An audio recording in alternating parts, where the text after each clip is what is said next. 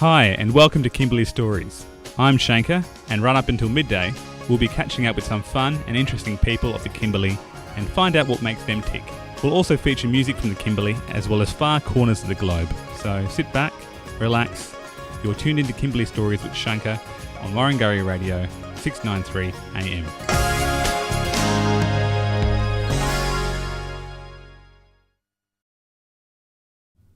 And welcome back to the Brunch to Lunch program here on Warringah Radio 693 AM.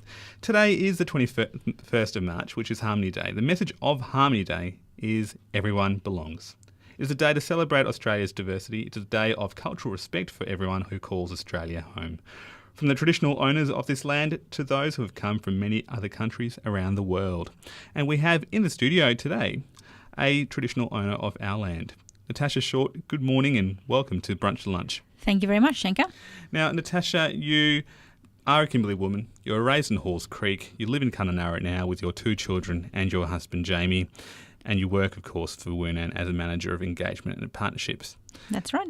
Tash, this is your home, and cultural diversity has been a big part of your life in this home of yours for, I guess, many, many years and in many, many different ways. Yes, I guess, Shanker, that I've only just become aware of cultural diversity in the last few years. I mean, growing up, we didn't realise that people were different. We didn't pay much attention to that. I think as children, you're very accepting of others, and it's only when you grow up and you begin to mix in the community that you see people are different, they think different, they talk different, they eat different food, they value different things, they have different perceptions of society.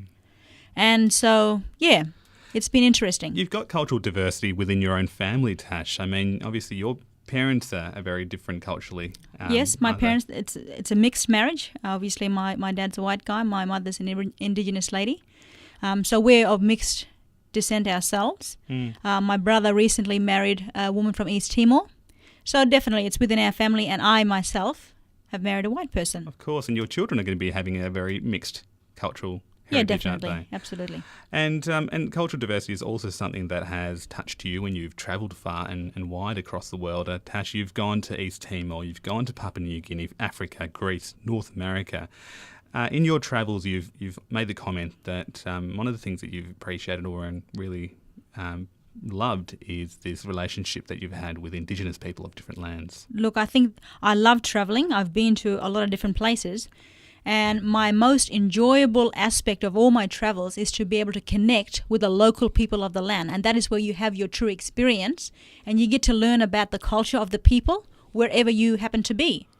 So when I've gone there, I've been very fortunate to mix with local people, and there's almost an instant rapport that occurs with local people. And I've been mistaken so many times by so many different nations. I mean, I was mistaken when I went to Africa for an African girl.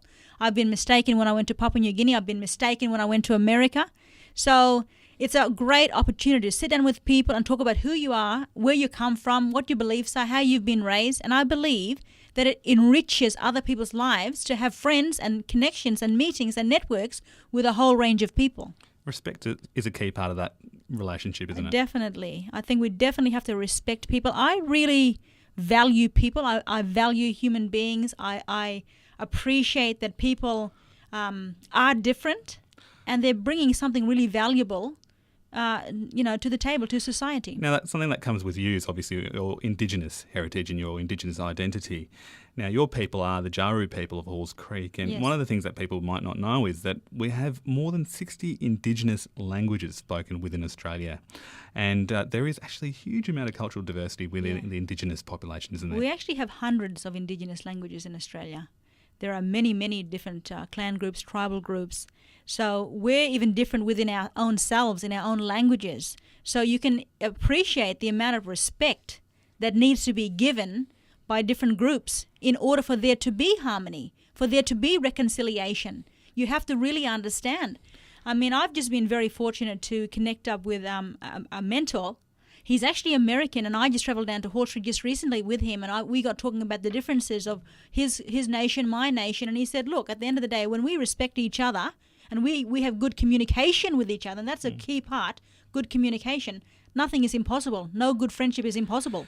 Indigenous people obviously have been living in Australia for several thousands of years, hundreds of thousands of years. Cultural diversity is not new to you guys in the sense that because of the fact that you have such varied languages and cultural groups, as you've mentioned, Yes. you have actually been embracing cultural diversity for the entirety of your history. Of course, there were obviously had to be trade done between different language groups. And that has to continue to happen today. People have to still communicate and talk with each other and, like I said, respect each other. Looking at today, 2014, Harmony Day here in the East Kimberley, what does that mean for you, Tash, in the sort of friendship circles or the social spaces that you move in? Oh, I think it's just an opportunity to be grateful that we live in this nation. It's fantastic. It's an opportunity to talk about the fact that, you know, we are enriched in our life when we have friends of diverse backgrounds. And you do have many friends from cultural linguists. I do. I've got. I was just mentioning earlier that my 4 closest friends. One is a Torres Strait Islander woman, one is a white woman, one is an Indigenous woman, and one is a Sri Lankan woman.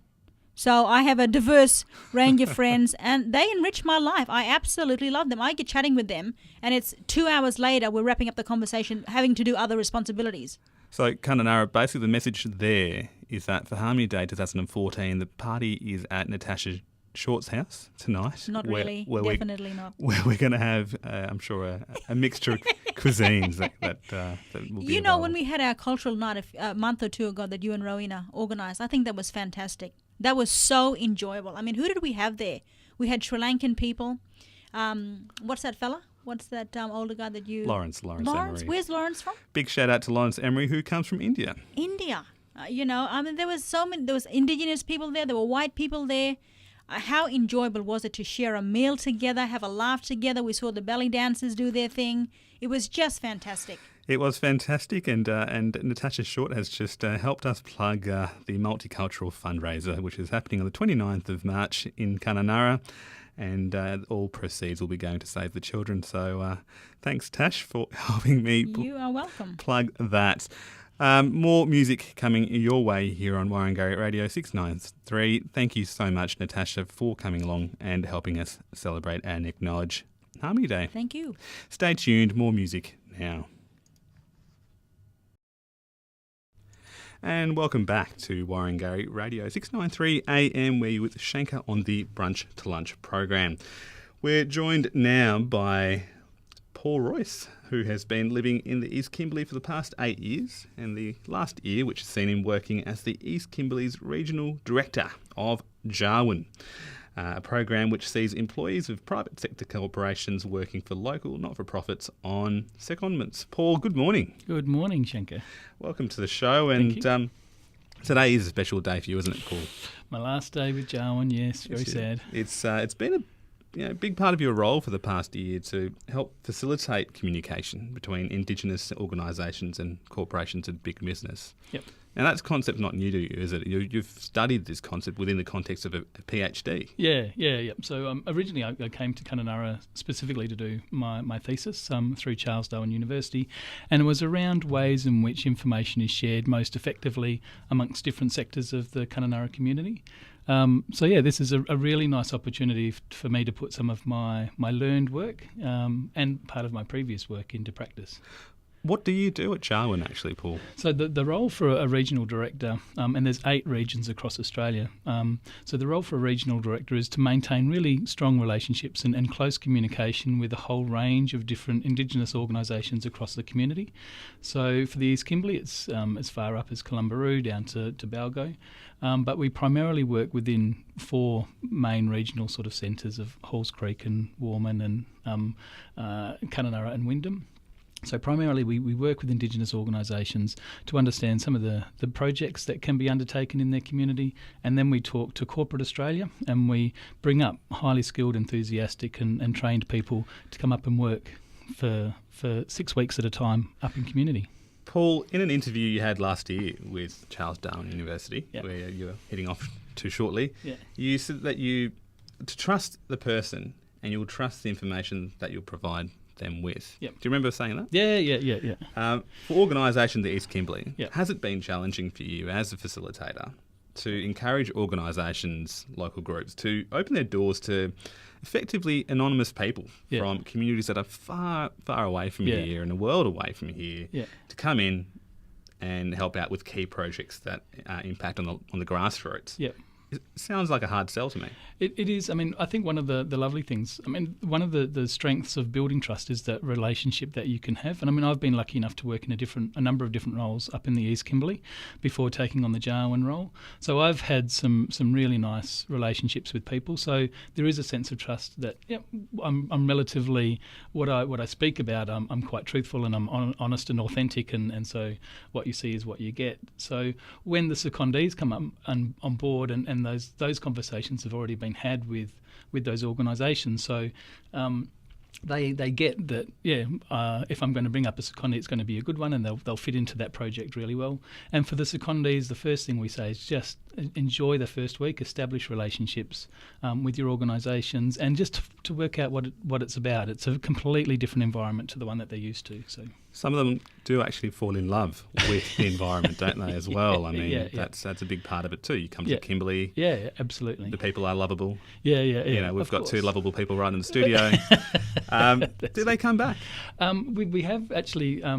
One of the organisations that we work very closely with in the East Kimberley is Jawun, and so they've just employed someone who was a secondee this time last year. And certainly what we try and do in the East Kimberley is just show them a different part of life or a different part of Australia that some of the secondees have never been exposed to. So some of them are going from their high-rise buildings in Melbourne or Sydney and coming up to Wyndham or Warman or Halls Creek, where it's so completely different, but so many of them fall in love with the communities that they work in. Of course they do. Some of them just come and go. And speaking of people coming and going, Paul, you're about to head off after 8 years here in the East Kimberley. Yeah. Paul, you've been involved in a whole variety of activities from, obviously what you do in your job to being a star on the mixed netball court. That's right. What are some things that you'll be taking away when you head away? It's quite amazing. I've worked with a range of different organisations. Particularly my first bit of work that I did up here was, other than my research, was in family and domestic violence. So working with men who were perpetrators of domestic violence.